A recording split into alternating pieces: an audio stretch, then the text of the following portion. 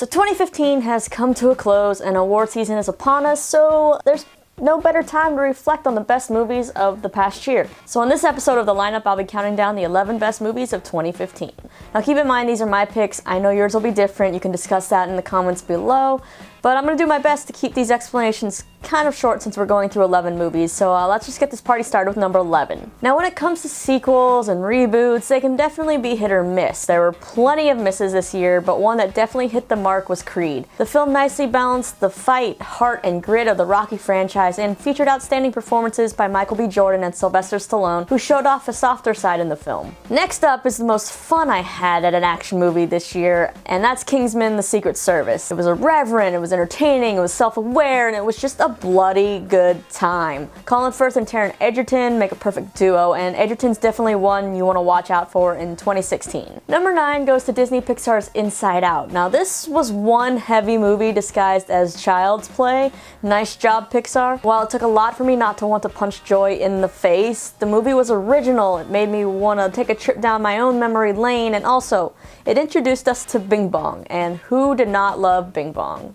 And Anger. Anger was pretty awesome too. Moving along to number 8 is The Martian. While the film is a tad predictable, Matt Damon delivers such a charming performance as Mark Watney, the botanist stranded in space, that it helps fill those voids where you think that the movie is going to be boring as he sits there and tries to grow crops or tries to drive from one end of the planet he's on to the other. And you mix that with Ridley Scott and you get a really fun sci-fi flick and a DIY guide that will help you if you ever end up stranded in space for some odd reason.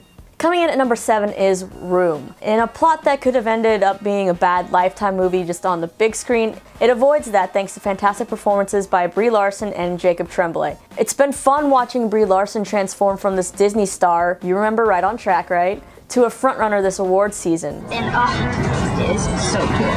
This is a film that is emotionally draining but gripping, and honestly I'm still actually blown away by Jacob Tremblay's performance, and I hope he gets some recognition this coming award show season. Next is a movie everyone's been waiting years and years for, and that's Star Wars: The Force Awakens. I'm gonna admit I got giggly as soon as the "A Long Time Ago in a Galaxy Far, Far Away" showed up on screen and John Williams' brilliant theme kicked in. It was fantastic. The movie delivered what I wanted it to. It had humor, it had action, it had nostalgia, it had great characters, and while some of the plot left many questions, it was ultimately a fun ride, and I can't wait to see what's next for Daisy Ridley and John Boyega. And I'd also like my own BB-8, please. Not the little tiny size up there, but like the life-size one. Since I can't have a life-size BB-8, instead I dressed up my dog.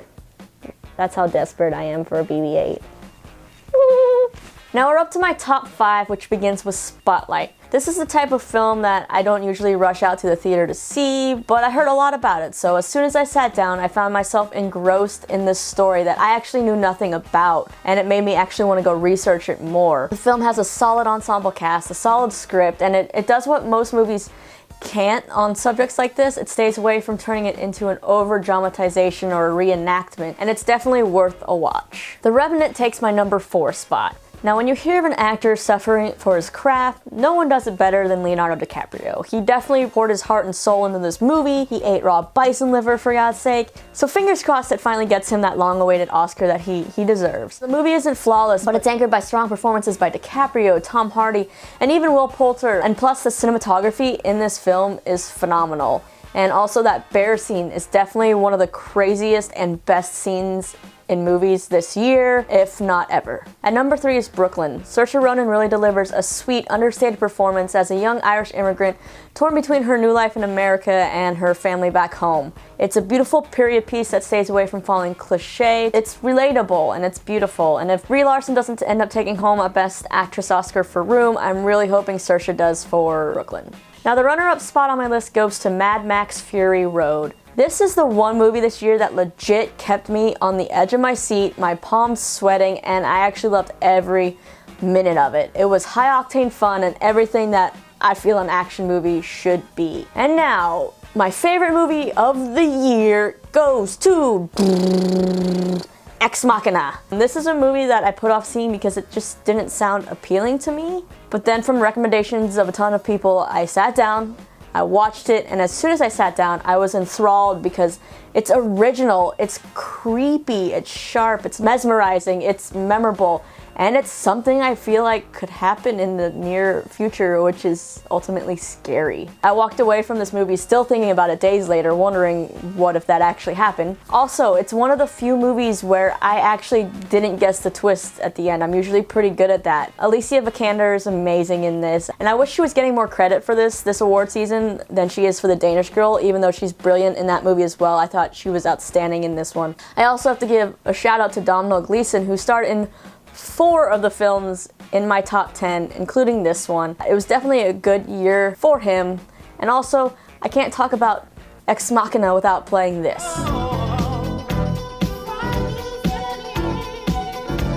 So that's my roundup of my 11 favorite movies of 2015. Leave me a comment below, let me know what your favorite movies of the year were, or you can tweet me at Lisa_Heiser. And just don't forget to subscribe, and I will see you guys next time. For even more Shine On Media videos, click the little boxes below. You know you want to.